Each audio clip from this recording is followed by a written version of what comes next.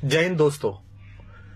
मुझे पता नहीं आप किसको सुन रहे हैं, कवि कुमार विश्वास को, एक राजनीतिक पार्टी में काम करने वाले कार्यकर्ता को, सोशल एक्टिविस्ट को, पर थोड़ी देर के लिए मुझे मत देखिए, मैं जो कहना चाह रहा हूं वो सुनिए। पिछले 2 दिन से सोशल मीडिया पर एक वीडियो देखा जिसमें कश्मीर में लोकतंत्र का सबसे बड़ा महापर्व चुनाव निर्विघ्न कराने के लिए गए हुए भारत के कुछ बेटे, हिंदुस्तान के कुछ वीर सिपाही, अर्धसैनिक बल सड़क पर जा रहे हैं और वहां कुछ शोहदे, कुछ लफंगे उनको थप्पड़ मार रहे हैं, गालियां दे रहे हैं, उनका हेलमेट छीन रहे हैं। वो सशस्त्र हैं, उनके हाथों में राइफल है, लेकिन उनके पैरों में इस तथाकथित कानून और कुछ मानवाधिकारों की बेड़ियां हैं। मुझे 2 दिन से बड़ी बेचैनी है इस बात की कि इस पर क्या किया जाए। मैंने बहुत सारी प्रतिक्रियाएं देखी। लोग कह रहे हैं देखिए हमारे सैनिकों में कितना धैर्य है। कुछ लोग कह रहे हैं कि नहीं नहीं, ये तो मानवाधिकार की बात करने वाले लोगों को जो कहते थे उनको अकल आनी चाहिए, देखिए वहां के लोग कैसी बातें कर रहे हैं। क्या हम इस देश में कुछ देर के लिए, कुछ वक्त के लिए अपनी अपनी पार्टी, अपने अपने नेताओं की चापलूसी और उनके घेरे से बाहर आके सोच सकते हैं? क्या हम ये सवाल कर सकते हैं कि एक राज्य में, केंद्र में एक जैसी सरकार होने के बाद, सारी शक्ति होने के बाद भी हिंदुस्तान के किसी बेटे पर एक लफंगा हाथ कैसे उठा देता है?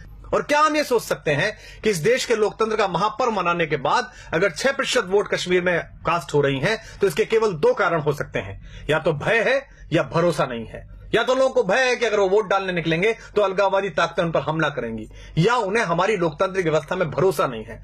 और दोनों में ही हमको चिंता करनी पड़ेगी कि हम कश्मीर के साथियों को भरोसे में कैसे लें कि वो लोकतंत्र के माध्यम से मुख्यधारा में आए, या अलगाववादियों को इतना भय कैसे हो कि अगर तुमने किसी पर हाथ उठाया, उंगली उठाई तो तुम्हारी खैर नहीं होगी।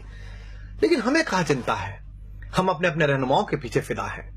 मोदी मोदी, अरविंद अरविंद, राहुल, हमारे पास चेहरे आते रहते हैं। Indira is India, India is Indira, Modi राज आ गया, योगी राज आ गया, AK राज आ गया, राहुल गांधी जीत गए।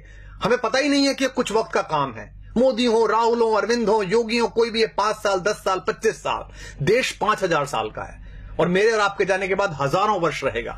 लेकिन सोच के देखिए कि आप कंधार से लेकर ब्रह्म प्रदेश तक थे, लेकिन हमारी इन्हीं चुप्पियों ने और हमारी अपनी अपनी रियासतों, अपने अपने राजाओं के प्रति इन्हीं निष्ठाओं ने इस देश के टुकड़े करा दिए और हम चुप बैठे रहे। और आज हम अपने पूर्वजों को कोसते रहते हैं कि उनके रहते कैसा कैसे बट गया, हमारे रहते हो रहा है। दुष्यंत का एक शेर है, रहनुमाओं की अदाओं पे फिदा है दुनिया, इस बहकती हुई दुनिया को संभालो यारो। प्रधानमंत्री मेरे भी हैं, गृहमंत्री मेरे भी हैं। सदन में बोलने से काम नहीं चलेगा, बाहर एक्शन करके दिखाना पड़ेगा। हमारा एक बेटा वहां जासूसी के आरोप में पकड़ लिया है, बाहर से उठा के ले आए, बंद कर लिया है। हम सदन में चिल्ला रहे हैं, हम सड़कों पे चिल्ला रहे हैं, हम फेसबुक पे आउटरीच दिखा रहे हैं पाकिस्तान के खिलाफ।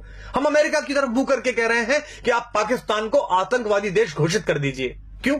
आपने कर दिया, आप कर दीजिए। सबसे पहले बैठिए पार्लियामेंट में और कहिए कि पाकिस्तान आतंकवादी देश है, हम इससे बातचीत नहीं करेंगे। लेकिन आपने तो उसे मोस्ट फेवर्ड नेशन का बिजनेस स्टेटस दे रखा है। कलेजे पे हाथ रख के बताइए, आप में से कितने लोग हैं जो पाकिस्तान से प्याज नहीं आई तो भूखे मर जाएंगे? आप में से कितने लोग हैं कि अगर पाकिस्तान से कपास नहीं आया तो वो ठंड में मर जाएंगे? और मरते हैं तो मर जाएं हम महाराणा प्रताप की कहानियां पढ़कर बड़े हुए हैं, जहां लोगों ने घास की रोटी खाकर अपने स्वाभिमान, अपनी स्वतंत्रता, अपनी निजता की रक्षा की है। क्या हो जाएगा इन प्रतिबंधों से? अगर नहीं आएगी प्याज, नहीं आएगी वहां से कपास, तो क्या हो जाएगा? भारत के अभूतपूर्व राष्ट्रपति APJ अब्दुल कलाम साहब ने तय किया कि भारत की अस्मिता का प्रतीक एक बार परमाणु विस्फोट करके देखा जाए। पोखरण में परमाणु विस्फोट हुआ, पूरी दुनिया ने हम पर प्रतिबंध लगाए, इसी अमेरिका ने हम पर प्रतिबंध लगाए।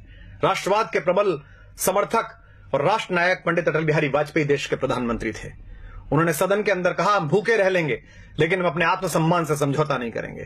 क्या हो गया हमारा? लगा लिए इस अमेरिका ने प्रतिबंध। उसके बाद हाथ जोड़कर इसी भारत के बाजार के दरवाजे पर आना पड़ा ना अपना माल बेचने के लिए। 125 करोड़ हैं हम, पूरी दुनिया का फैसला कर सकते हैं। इनके बाजार बंद हो सकते हैं हमारे कारण, इनकी दुकानें बंद हो सकती हैं हमारे कारण। इसलिए तय करिए, इन प्रतिबंधों से डरना नहीं है, इनकी गीदड़ भभकियों से नहीं डरना है। ये 200 साल, 400 साल पहले आजादी लिए हुए देश, ढूंढे गए देश, अपने थोड़े से भौतिक बल के बल पर इस देश की आध्यात्मिक चेतना और इस देश की शक्ति को आंख दिखाते हैं। हम उस विवेकानंद के वंशज हैं जिन्होंने उस पराधीनता के समय पर भी शिकागो में जाकर दुनिया के धर्मों को यह बताया था कि हम लेडीज एंड जेंटलमैन वाले नहीं, भाइयों और बहनों वाले देश हैं। अयम निजः परो वेति गणना लघु चेत साम उदार चरिता नाम तु वसुधैव कुटुंबकम। इसलिए हम वसुधा को कुटुंब समझते हैं। लेकिन ये भी ध्यान रखिएगा, युद्ध की संभावना में जी रहे सब देश सुन लें, युद्ध भी है, बुद्ध भी है, जिसे चाहे उसे चुन लें। एक देश अगर आपकी तरफ इतने खतरनाक इरादे रखता है तो आपका व्यवहार समझ में नहीं आता, आप स्वधर्म में ही नहीं, आप तय ही नहीं कर पा रहे कि क्या करेंगे। इस देश को, लोगों को एक बार तय करना पड़ेगा कि हमारा स्टैंड क्या है। तो आप सबसे अनुरोध है कि ये जब कहा गया कि रहनुमाओं की अदाओं पे फिदा है दुनिया, इस बहकती हुई दुनिया को संभालो यारो, तो दुष्यंत ने इसी गजल में यह शेर भी कहा था कि कौन कहता है कि आकाश में सुराख नहीं हो सकता, एक पत्थर तो तबीयत से उछालो यारो। अगर आप राष्ट्रवाद का नाम लेकर लोगों का विश्वास मत हासिल करेंगे और उसके बाद राष्ट्रवाद के प्रबल प्रवर्तक बेटे वहां थप्पड़ से पीटे जाएंगे तो लोग आपसे सवाल करेंगे। अगर आप भ्रष्टाचार मुक्ति का पर्व लेकर दिल्ली में सरकार बनाएंगे और उसके बाद आप ही के लोग भ्रष्टाचार के घेरे में होंगे और आप मौन हो जाएंगे, उन्हें बचाने की कोशिश करेंगे, तो लोग आपसे सवाल पूछेंगे। क्योंकि ये सरकारें आनी जानी है, 5 साल 10 साल इन हवेलियों में, इन महलों में, इन 7 रेसकोर्स में, इन मुख्यमंत्री निवासों में आपकी अस्थियां नहीं गाड़ी जानी। ये देश याद रखता है फकीरों को, ये देश याद रखता है गांधी को, ये देश याद रखता है जयप्रकाश नारायण को। इसलिए आप सबसे अनुरोध है कि अपने अपने कोटरों से बाहर निकलिए, अपने अपने ब्रैकेट से बाहर निकलिए। संकट बहुत बड़ा है, इसे हम सामान्य समझ रहे हैं। आपके रहते, आपकी सरकार के रहते, हम सब के रहते कश्मीर में कोई भी हिंदुस्तान का झंडा जला देता है। हम किससे उम्मीद करें? कवियों से उम्मीद करें? हम पिछले 10 साल से कविता सुन रहे थे, आत्महत्या की चिता पर देखकर किसान को नींद कैसे आ जाती है देश के प्रधान को। पिछले 3 सालों में 30,000 अन्नदाता, 30,000 भूमि मां के बेटे किसान आत्महत्या कर चुके हैं। पिछली बार भी की थी, मनमोहन सिंह जी की सरकार थी तब भी की थी। इन आंकड़ों के खेल में क्या उलझना? हम जंतर मंतर पर बैठे थे, हमारे सामने भी एक किसान फांसी पर झूल गया था, हमें भी नींद आनी बंद हो गई थी। लेकिन क्या इस पर कोई करेक्टिव मेजर्स उठा सकता है?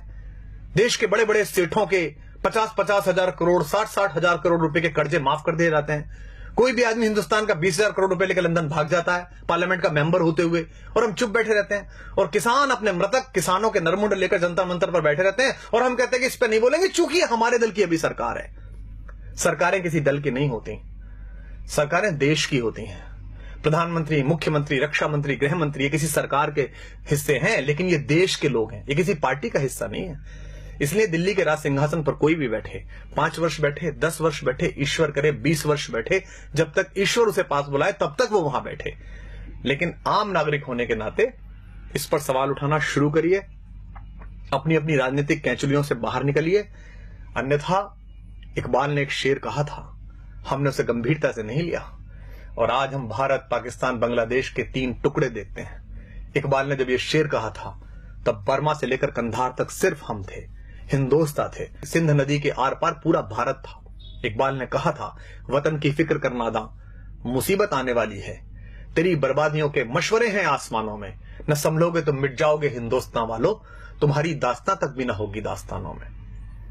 पिछली सरकार पाकिस्तान से बात करती थी तो हम सब लोग और विपक्ष के लोग कहते थे कि देखिए कैसी सरकार है, पाकिस्तान हमले कर रहा है, हम उससे बातचीत कर रहे हैं। बातचीत होनी चाहिए, लोकतंत्र में महत्व यही है कि आप बातचीत करते रहें।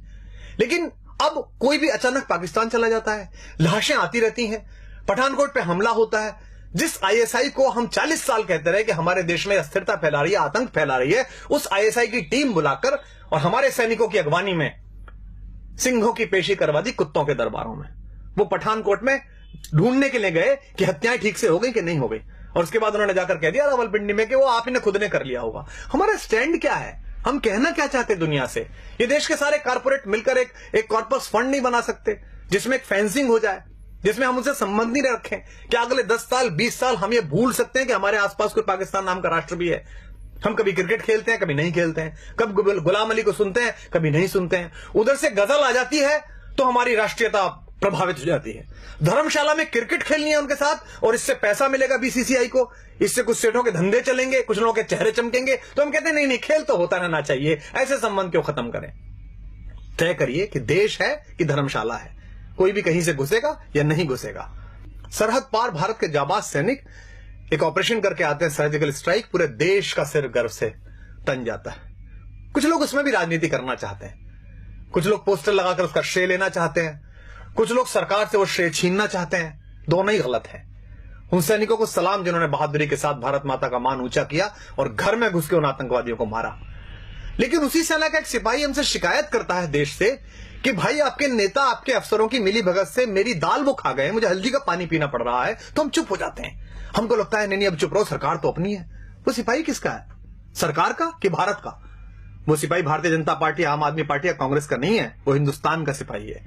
अगर आपने उसके हक में बोलना बंद कर दिया तो हिंदुस्तान की माएं अपने बेटों को सजा के सरहद पे भेजना बंद कर देंगी। आप नहीं जाते लड़ने, सैनिक जाता है।